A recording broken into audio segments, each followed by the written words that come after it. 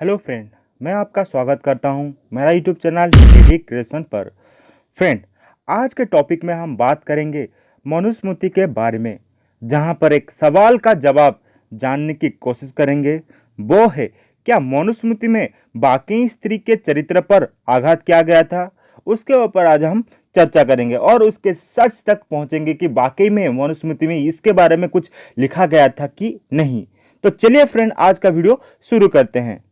Friend, पहले हम यहाँ पर बात करेंगे उसके जो लेखक थे मनु के बारे में। जैसे कि हम सब जानते हैं कि फ्रेंड, मनु पहला मनुष्य थे जो कि धरती पे आए थे, तो पहले उनके बारे में जान लेते हैं।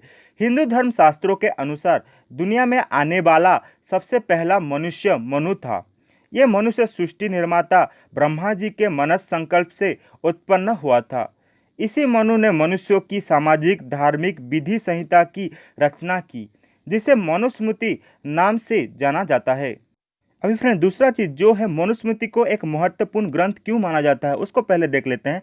मनुस्मृति को हिंदू शास्त्रों में सबसे महत्वपूर्ण ग्रंथ माना गया है। यह ग्रंथ मानव धर्म तथा शास्त्रों का मिश्रण है। इस ग्रंथ में दिए गए तमाम उपदेश मनु द्वारा ही रचे गए हैं, जिन्हें लिखने के बाद मनु ने इस महान ग्रंथ को ऋषियों को सौंप दिया। हिंदू मान्यता के अनुसार मनुस्मृति भगवान ब्रह्मा की वाणी है। तो जनरली मनुस्मृति में भगवान ब्रह्मा जो भी चीज़ बोले हैं, वहाँ पर वो डिटेल में वहाँ पर मनुस्मृति में मेंशन किए कि किस प्रकार का समाज का गठन होना चाहिए, ये सब के बारे में। अभी हम फ्रेंड उसका तीसरा पॉइंट जहाँ पर देखेंगे कि पहला पुरुष मनु। जिस तरह से दुनिया में पहला पुरुष आया था, उसी तरह से पहली स्त्री का जन्म भी ब्रह्मा जी की काया से ही हुआ था। ये स्त्री, जिसे शत्रुपा के नाम से जाना जाता है, इसने भी ब्रह्मा जी की काया से पूर्ण विकासित रूप में ही जन्म लिया था। स्त्री के आगमन के अलावा मनुस्मृति में स्त्री के चरित्र, उसके हाव भाव तथा तमाम वो बातें जो एक स्त्री को परिभाषित करती है। अभी हम फ्रेंड बात करेंगे मनुस्मृति में छंद कितने थे। मनुस्मृति में कुल 2690 छंद उपस्थित हैं, जिन्हें कुल 12 अध्यायों में बांटा गया है। यह अध्याय पहले मनुष्य तथा पृथ्वी लोक से जुड़े अनगिनत तथ्यों को बयान करते हैं। इसके साथ ही मनुस्मृति में स्त्री के व्यवहार को लेकर भी कुछ शब्द का गठन है, जिन्हें हम पूरे वीडियो में आज चर्चा करने वाले हैं कि स्त्री के चरित्र को लेकर मनु का व्यू क्या था, उनका विचार क्या था, उसको भी जानेंगे। अभी हम फ्रेंड देखेंगे कि मनुस्मृति में स्त्रियों का सत्कार किस प्रकार किया गया था उसके बारे में। मनु द्वारा स्त्री को समाज में एक महत्वपूर्ण स्थान प्रदान किया गया है। उनका ये विचार मनुस्मृति में ही दिए गए हैं एक श्लोक से सिद्ध होता है, जिसका अर्थ है, जहाँ स्त्रियों का सत्कार एवं सम्मान होता है, वही देवता वास करते हैं। यानी कि जिस समाज में स्त्री को सम्मान प्राप्त नहीं होगा, वहाँ प्रगति होना असंभव है, जो कि मनु के मनुस्मृति के में भी लिखा गया था एक श्लोक में। अभी हम फ्रेंड देखेंगे कि मनुस्मृति में आज का समाज को लेकर क्या सब लिखा गया था। मनु द्वारा दिए गए इस कथन का उदाहरण हम आज कलयुग में आसानी से देख सकते हैं, जहां समाज में औरतों पर तरह तरह के शोषण हो रहे हैं, पुरुष औरत पर हावी हो रहा है तथा औरतों को नीचा दिखाना उसकी आदत बन गई है। तभी हमारे समाज उन्नति करने की बजाय ढलता जा रहा है। ये तो मैं पूर्णतः सच ही मानूंगा, क्योंकि जिस समाज में औरत का सम्मान नहीं होता, वो समाज कभी भी अग्रसर नहीं कर सकता, जो कि मनुस्मृति में भी बोला गया है। अभी हम फ्रेंड देखेंगे कि मनुस्मृति में स्त्री का आदर किस प्रकार से किया गया था उसके बारे में। यदि मनु की तरह ही आज का पुरुष भी स्त्री का आदर करे, उसकी रक्षा करे, तो वो दिन दूर नहीं जब हमारा समाज भी सफलता की ऊंचाई पर होगा। लेकिन आज के मनुष्य को इन बातों को समझने में काफ़ी समय लगेगा, शायद इतना कि जिसका अनुमान करना कठिन है। तो जनरली यहाँ पर मनुस्मृति में भी मनु ने औरत को, स्त्री को सम्मान दिया है, जहाँ पर वो बोल रहे हैं कि अगर एक स्त्री को एक उचित सम्मान मिलता है एक समाज के अंदर, तो वो देश को व वो राष्ट्र को आगे बढ़ने से कोई नहीं रख सकता, जो कि मनु का मानना था। अभी हम फ्रेंड देखेंगे कि हिंदू मान्यताएं में क्या सब लिखा गया है। हिंदू मान्यताओं के अनुसार इंसान को विभिन्न जातियों में विभाजित किया गया है, लेकिन मनु के अनुसार एक बच्चा जब जन्म लेता है तो उसका कोई धर्म नहीं होता, ना वो ब्राह्मण है, ना क्षत्रिय, ना ही शूद्र जाति से संबंध रखता है। इंसान जब चाहे खुद को अपने अनुसार जाति में विभाजित कर सकता है, जो कि हिंदू मान्यता के अनुसार बोला गया है। अभी और एक पॉइंट के ऊपर चर्चा करते हैं, वो है मनुस्मृति में स्त्री की रक्षा। मनु ने लोगों को स्त्री की रक्षा करना सिखाया। मनुस्मृति में वर्णता एक श्लोक के मुताबिक एक स्त्री को पुरुष द्वारा सुरक्षित किया जाता है। जब वो बालिका है तो उसकी रक्षा की जिम्मेदारी उसके पिता की है। विवाह के बाद वो अपने पति की जिम्मेदारी है, और यदि वो विधवा हो जाए तो ये उसके पुत्र की जिम्मेदारी है कि उसकी सदैव रक्षा करे। तो जनरली यहाँ पर मनुस्मृति में एक स्त्री के रक्षा के बारे में बताया गया था, जहाँ पर उसको भिन्न भिन्न स्तरों पर बहुत सारे व्यक्ति वस्तु के द्वारा रक्षा प्रदान किया जाता है। तो यहाँ पर वो मेंशन किया गया था कि जब एक लड़की जन्म लेता है तो उसका पिता का धर्म बनता है कि वो अपने बेटी का रक्षा करे। विवाह होने से जब उसका शादी हो जाता है तो उसका पति का यह धर्म है, और जब वो बूढ़ा बूढ़ी या उसके पति उसको छोड़कर चले जाते हैं तो उस टाइम उसका पुत्र का यह धर्म रहता है कि उस नारी को व वो स्त्री को प्रोटेक्शन दे व उसका रक्षा करे। अभी हम फ्रेंड देखेंगे कि मनु ने कन्या के योग्य वर के बारे में क्या सब बताया है और क्या सब उनके राय था। आज के समाज में जहां लोग वर के योग्य कन्या के तलाश करते हैं, वही मनुस्मृति में बिल्कुल विपरीत बात लिखी गई है। मनु मानते हैं कि हमें हमेशा कन्या के योग्य वर की तलाश करनी चाहिए, ना कि वर के योग्य कन्या की।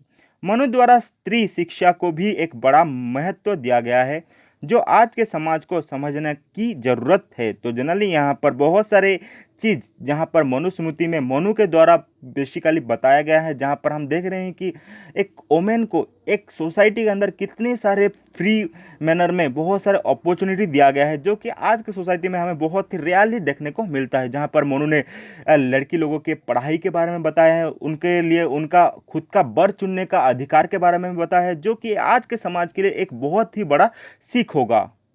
अभी हम फ्रेंड देखेंगे कि मनुस्मृति में कन्या के विवाह को लेकर क्या सब लिखा गया था और मनु का राय क्या था उनके विवाह के लिए।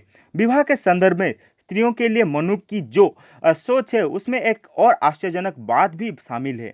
मनु कहते हैं कि यदि अभिभावकों को कन्या के योग्य वर की प्राप्ति नहीं हो रही है तो उन्हें कभी भी अयोग्य, जो उनके लिए परफेक्ट नहीं हो, वर से अपनी कन्या का विवाह नहीं करना चाहिए। बेशक उनकी कन्या ताउम्र कुंवारी रह जाए, लेकिन उसकी खुशी के लिए उन्हें अपनी कन्या के योग्य ही वर चुनना चाहिए। तो जनरली यहाँ पर एक अच्छी बात बोला गया है कि जहाँ पर एक औरत को एक योग्य वर मिलना चाहिए ताकि उसको हमेशा ही वो खुश रख पाए। अभी और एक टॉपिक जो कि है कन्या स्वयं चुने वर। तो जनरली उनको अपने वर को चुनने का अधिकार के बारे में यहाँ पर बताया गया है। इसके साथ ही मनु कहते हैं कि कन्या स्वयं भी अपने लिए वर चुनने के लिए सक्षम है। यदि किन्हीं कारणों से कन्या के अभिभावक उसके लिए योग्य वर की तलाश नहीं कर पा रहे हैं, तो ऐसी स्थिति में यदि कन्या को ही अपने योग्य वर की प्राप्ति हो गई है तो उसका विवाह उस वर से ही कर देना चाहिए, जो कि मनुस्मृति व मनु के द्वारा ये बोला गया है कि जिसको जो पसंद है, स्पेशली यहाँ पर कन्या के बारे में बोला गया है, जिसके लिए जो पसंद है, जिसके लिए जो परफेक्ट है, उससे ही उसका शादी होना चाहिए ताकि वो ताउम्र खुशी से रह पाए। फ्रेंड अभी और एक पॉइंट जो कि है वर चुनने का संपूर्ण अधिकार। स्त्री के स्वतंत्रता का सम्मान करते हुए मनु चाहते हैं कि एक कन्या को भी एक सभी अधिकार हासिल हो जो एक पुरुष को मिले हैं। यदि एक पुरुष स्वयं अपने लिए कन्या का चुनाव कर सकता है तो एक स्त्री को भी अपने लिए वर चुनने का संपूर्ण अधिकार है। तो जनरली यहाँ पर उनका इक्वालिटी सेंस हमें देखने को मिला, जहाँ पर स्त्री पुरुष को एक समान देखा गया है। जहाँ पर एक तरफ पुरुष को जैसे हक दिया गया है अपने मर्जी से शादी करने का, वैसे ही यहाँ पर स्त्री लोगों को भी अपने मर्जी से शादी करने का अधिकार है। वो अपने पसंद के ही वर को चुन सकते हैं, जो कि मनुस्मृति व मनु के द्वारा बोला गया है।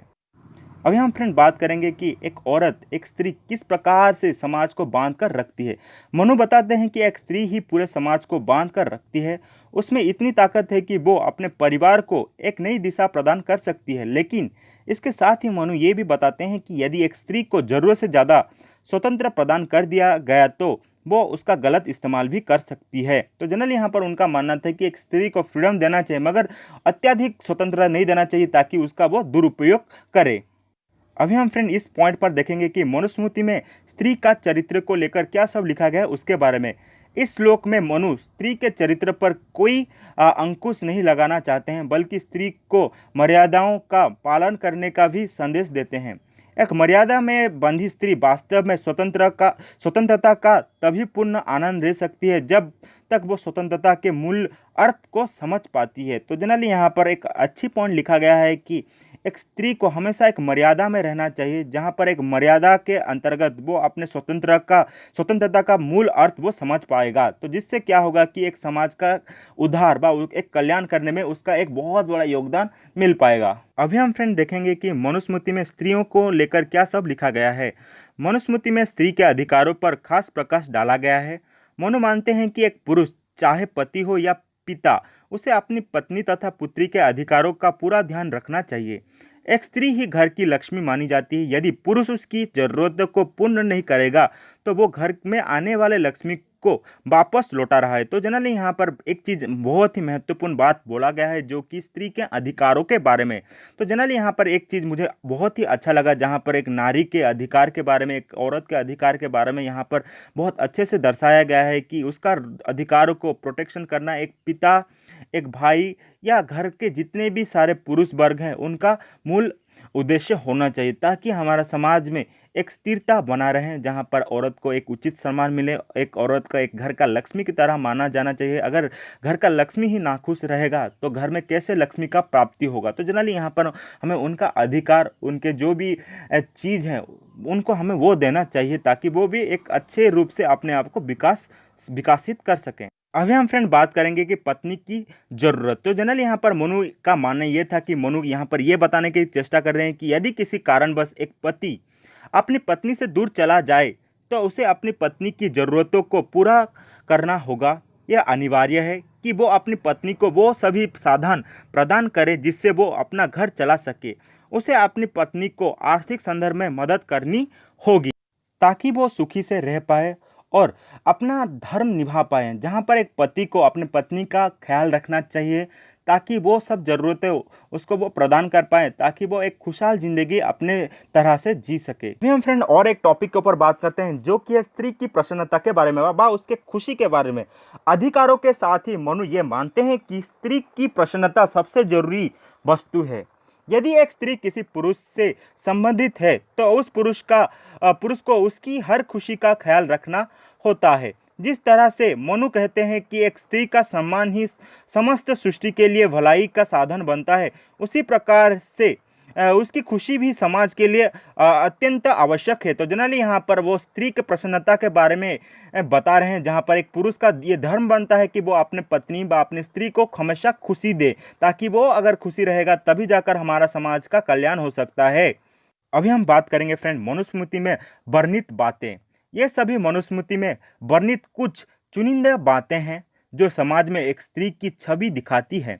स्त्री क्या है, किस तरह से बात करती है, उसका व्यवहार तथा उसका विभिन्न लोगों के साथ क्या संबंध है, इस पर मनुस्मृति में और भी अनगिनत व्याख्याएं हैं। तो जनरली यहाँ पर सिंपल वे में अगर बात करें तो मनु ने बहुत ही अच्छा से बताया है कि एक स्त्री किस प्रकार का रोल एक समाज के अंदर प्ले करता है उसके बारे में। तो मुझे तो बहुत ही अच्छा लगा जहाँ पर उन्होंने स्त्री के बारे में अच्छी अच्छी बात बोला है, जहाँ पर स्त्री पुरुष के एकता के बारे में बता रहे हैं, जहाँ पर हमेशा एक पुरुष का दायित्व बनता है कि एक स्त्री के ख्याल रखे, उसके बारे में सोचे, उसके बारे में ध्यान दे, तभी जाकर हमारा समाज के उद्धार हो सकता है, कल्याण हो सकता है बोलकर यहाँ पर उनका भी विचार था। ये जो उसका आखिरी पॉइंट है उसको अभी डिस्कशन करते हैं, जहाँ पर लिखा गया है कि स्त्री समाज का एक महत्वपूर्ण भाग। मनु किस तरह से स्त्री को समाज का एक बेहद महत्वपूर्ण भाग मानते हैं, ये मनुस्मृति में उन्होंने अनगिनत छंदों द्वारा प्रस्तुत किया है। कई बार टिप्पणीकार इन छंदों की गलत रूप से व्याख्या करते हैं जो स्त्री के चरित्र पर मनु द्वारा आघात मान लिया जाता है, लेकिन सत्य यही है कि मनु द्वारा स्त्री को संसार की बेहद खूबसूरत एवं आदरणीय रचना माना गया है।